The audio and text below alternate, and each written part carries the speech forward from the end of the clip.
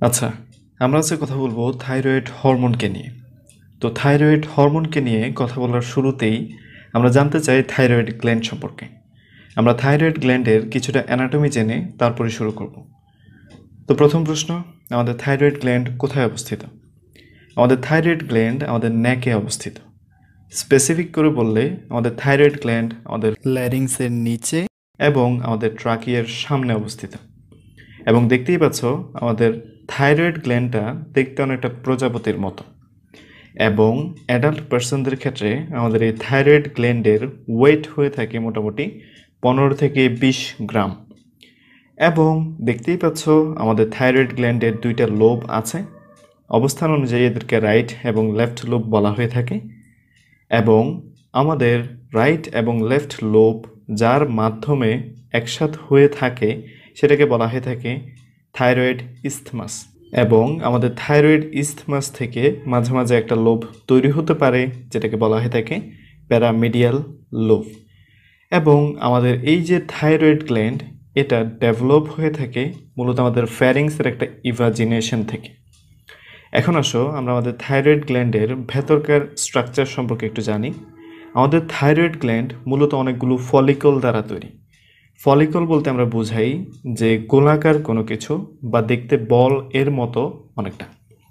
তো এই ফলিকলগুলার কিছু ফলিকলকে আমরা নিলাম এবং সেগুলোকে আমরা স্লাইস করে মানে মাঝখান দিয়ে কেটে তারপর দেখাচ্ছি। তো এখানে তোমরা কি দেখতে পাচ্ছ? এখানে তোমরা আমাদের কিছু ফলিকলকে দেখতে পাচ্ছ। এই ফলিকলগুলোর ডায়ামিটার সম্পর্কে তোমরা জানতে পারো। এই ফলিকলগুলোর ডায়ামিটার 100 থেকে 300 মাইক্রোমিটার, মানে এগুলো অনেক ছোট। তো আমাদের এই ফলিকলগুলা কি দ্বারা তৈরি? দেখতেই পাচ্ছ আমাদের এই ফলিকলগুলা অনেকগুলো সেল দ্বারা তৈরি। এই সেলগুলোকে বলা হয়ে থাকে যে ফলিকুলার সেল। এবং মাঝখানে দেখতে পাচ্ছ এটা বড় খালি জায়গা, এটাকে বলা হয়ে থাকে যে লুমেন। এবং এই লুমেনে কোন সাবস্টেন্স থাকে তোমরা চাইলে জেনে নিতে পারো। এই লুমেনে যেই সাবস্টেন্সগুলো থাকে সেগুলোকে বলা হয়ে থাকে কলোয়েড। তো এই কলোয়েড মূলত কি দ্বারা তৈরি? এই কলোয়েড মূলত কিছু গ্লাইকোপ্রোটিন এবং একটা মলিকিউল যেটাকে বলা হয়ে থাকে যে থাইরোগ্লোবিউলিন, যেটা সম্পর্কে তোমরা পরবর্তীতে আরও অনেক বেশি জানবা, সেটা দ্বারা মূলত আমাদের এই কলোয়েডগুলো তৈরি। এখন আসো আমরা আমাদের ফলিকুলার সেলগুলোকে নিয়ে আরও একটু জানি। আমাদের এই ফলিকুলার সেলগুলোর ভেতরে এন্ডোপ্লাজমিক রেটিকুলামের পরিমাণটা থাকে অনেক অনেক বেশি। এবং আমাদের এই ফলিকুলার সেলগুলাই মূলত আমাদের এখানে কলোয়েডে যে থাইরোগ্লোবিউলিন থাকে সেই থাইরোগ্লোবিউলিন তৈরি করে থাকে।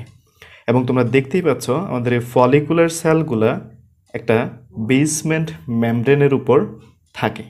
এবং আমাদের অনেকগুলো ক্যাপিলারি এই ফলিকলগুলোর মাঝখান দিয়ে যায়। অনেকগুলো ক্যাপিলারি আমাদের এই ফলিকলগুলোর মাঝখানে যায়। এবং একটা সেলের ক্ষেত্রে যদি লক্ষ্য করো তাহলে তোমরা দেখবা আমাদের এই সেলটার অনেকগুলো সাইট আছে।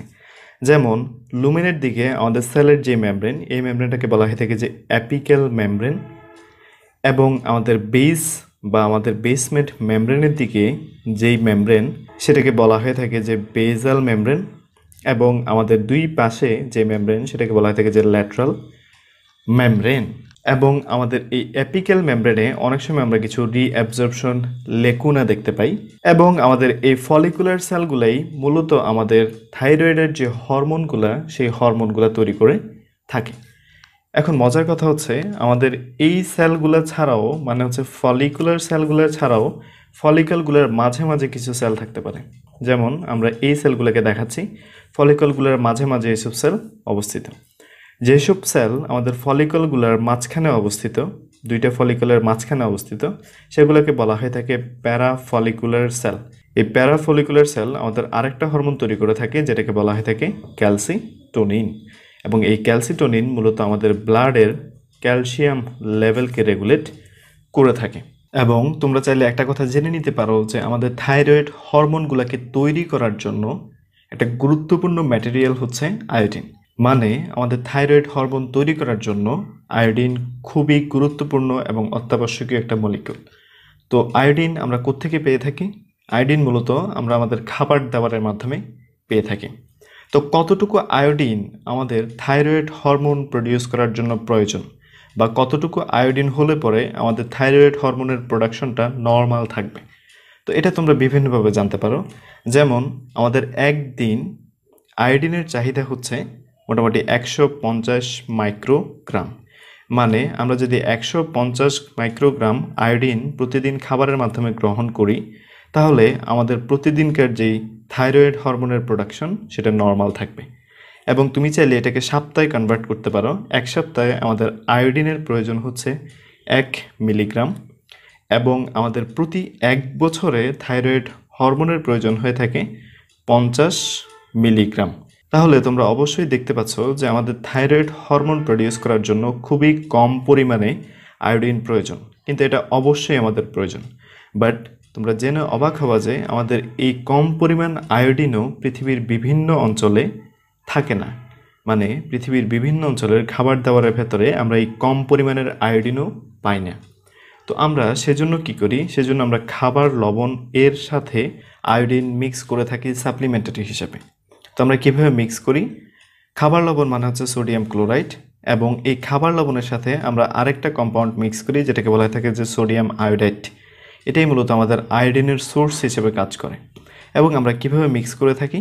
আমরা 1 লক্ষ সোডিয়াম ক্লোরাইড এর কণার সাথে আমরা একটা করে সোডিয়াম আয়োডাইড মিক্স করে থাকি, এবং এই একটা সোডিয়াম আয়োডাইডই আমাদের আয়োডিনের যে স্বল্পতা, সেই আয়োডিনের স্বল্পতা পূরণ করতে সক্ষম। তো আমরা আয়োডিন মূলত পেয়ে থাকি আমাদের খাবার দাবারের মাধ্যমে। মানে আমরা গ্যাস্ট্রোইন্টেস্টাইনাল ট্র্যাক্ট থেকে মূলত আয়োডিনকে আমরা পেয়ে থাকি। তো আয়োডিন গ্যাস্ট্রোইন্টেস্টাইনাল ট্র্যাক্টে প্রবেশ করে, এবং আমরা বললাম যে আমাদের 150 মাইক্রোগ্রাম আয়োডিন একজন সুস্থ মানুষের থাইরয়েড হরমোন প্রোডাকশন করতে যথেষ্ট। তাহলে আমরা 150 গ্রাম যেই আয়োডিনটা গ্রহণ করলাম, সেই আয়োডিনটার কী হচ্ছে আমরা একটু দেখি। এই 150 গ্রাম আয়োডিন প্রথমত আমাদের সার্কুলেটরি সিস্টেমে যায়। সার্কুলেটরি সিস্টেম থেকে সে পরবর্তীতে আমাদের এখানকার এই থাইরয়েড গ্ল্যান্ডে যায়। এই থাইরয়েড গ্ল্যান্ডে কতটুকু আয়োডিন প্রতিদিন গিয়ে থাকে? মোটামুটি 120 মাইক্রোগ্রাম আয়োডিন আমাদের থাইরয়েড গ্ল্যান্ডে গিয়ে থাকে, এবং এই 120 মাইক্রোগ্রাম এর ভেতরে আমরা থাইরয়েড হরমোন তৈরি করে থাকি 80 মাইক্রোগ্রাম এর, এবং বাকি 40 মাইক্রোগ্রাম আবারও আমাদের সার্কুলেটরি সিস্টেমে চলে যায়। এবং যে থাইরয়েড হরমোনগুলো তৈরি হলো এই 80 মাইক্রোগ্রাম থেকে, সেগুলা আমাদের পুরো শরীরের বিভিন্ন টিস্যুতে যায়, যেমন লিভারে যায়। সেখানে গিয়ে তারা মেটাবোলাইজড হয়, এবং সেখান থেকে আবারও 60 মাইক্রোগ্রাম এর মতো আয়োডিন আমাদের সার্কুলেটরি সিস্টেমে চলে আসে, এবং সেগুলো পরবর্তীতে আমাদের কিডনিতে যায়।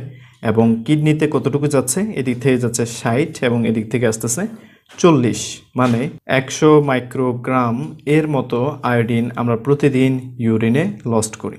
এবং এরকম বলা হয়ে থাকে যে আমরা যতটুকু আয়োডিন গ্রহণ করি তার 80%ই আমাদের কিডনি দিয়ে, মানে ইউরিনের মাধ্যমে শরীর থেকে বাইরে চলে যায়।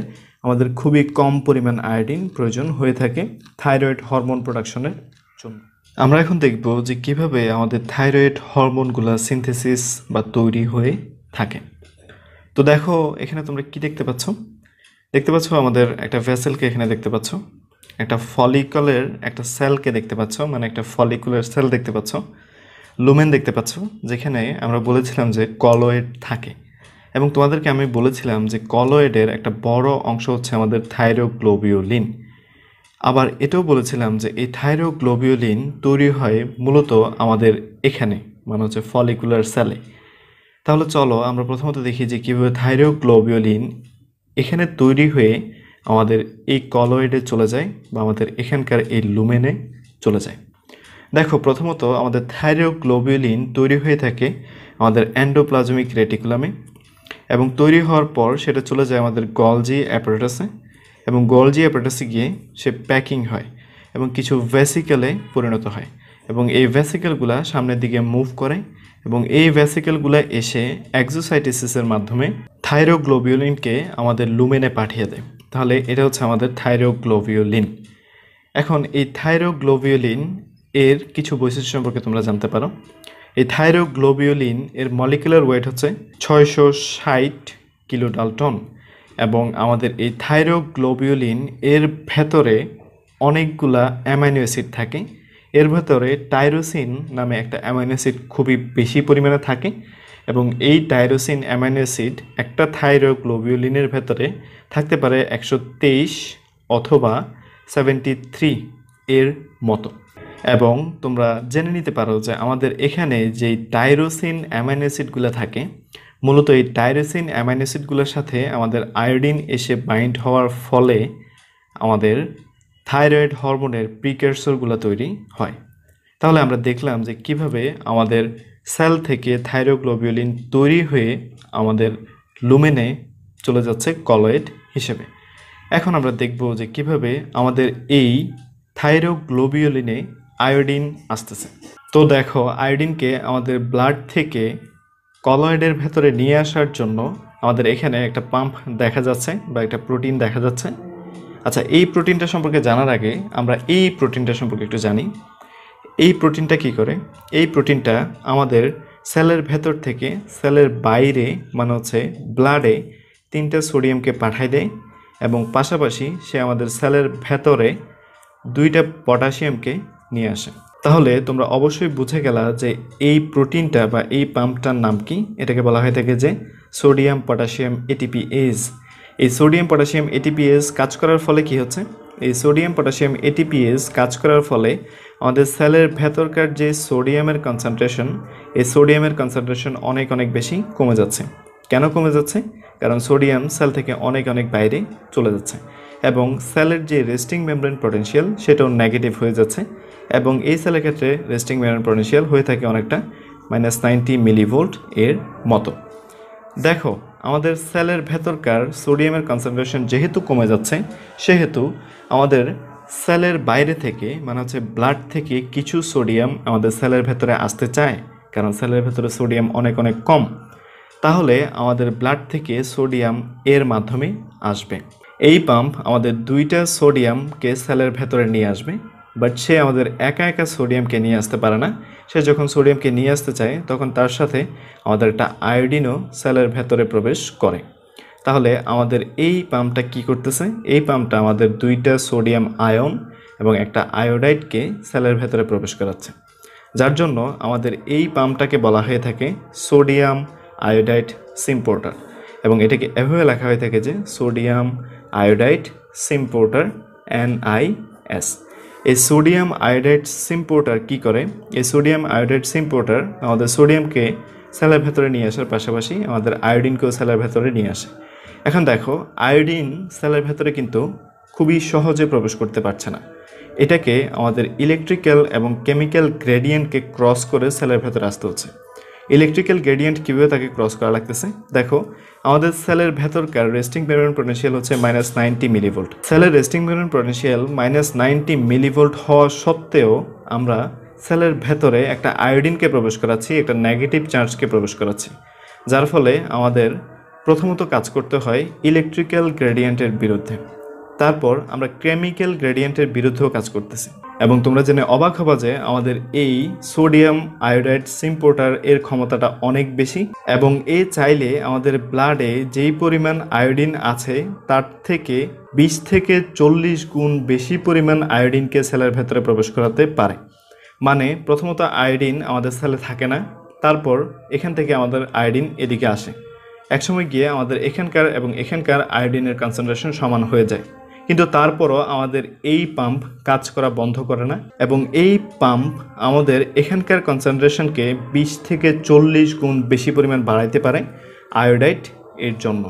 তাহলে দেখলা যে কীভাবে এফিশিয়েন্টলি ব্লাড থেকে আমাদের এখানে আয়োডিন ট্রান্সফার হচ্ছে। এখন দেখো, এটা হচ্ছে আমাদের প্রাইমারি অ্যাক্টিভ ট্রান্সপোর্টার। কেন আমরা প্রাইমারি অ্যাক্টিভ ট্রান্সপোর্টার এটাকে বলি? কারণ এখানে আমাদের এটিপি সরাসরি খরচ হচ্ছে, বাট এখানে এটিপি খরচ হওয়ার ফলে আমাদের এই কাজটা হচ্ছে। এই পাম্পটা কাজ করার ফলে সোডিয়ামের কনসেন্ট্রেশন কমে গেছিলো, তাই আমাদের সেলে সোডিয়াম আসতেছে এবং সেই সাথে আমাদের আয়োডিনও আসতে পারতেছে, যার ফলে আমরা এই সোডিয়াম আয়োডাইড সিম্পোর্টারকে আরেকভাবে বলে থাকি এটা হচ্ছে আমাদের সেকেন্ডারি অ্যাক্টিভ ট্রান্সপোর্টার। মানে এখানে এটিপি খরচ হচ্ছে না, বাট এখানে এটিপি খরচ হওয়ার ফলেই এই পাম্পটা কাজ করতে পারতেছে, যার ফলে এটাকে আমরা বলে থাকি হচ্ছে সেকেন্ডারি অ্যাক্টিভ ট্রান্সপোর্টার। তাহলে দেখো, আমাদের সেলের ভেতরে এখন আয়োডাইড চলে আসলো।